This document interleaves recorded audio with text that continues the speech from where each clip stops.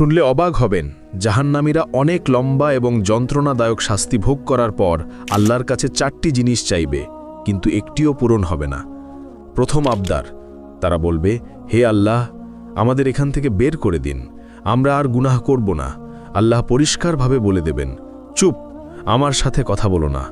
তখন তারা বুঝতে পারবে যে তারা আর কখনো এখান থেকে বের হতে পারবে না। দ্বিতীয় আবদার, তারা জাহান্নামের রক্ষক মালিককে বলবে, আমাদের জন্য আল্লাহর কাছে দোয়া করুন যেন তিনি আমাদের মৃত্যু দেন। মালিক সঙ্গে সঙ্গে উত্তর দেবেন না, 1000 বছর পর বলবেন, তোমরা এখানেই চিরকাল পড়ে থাকো।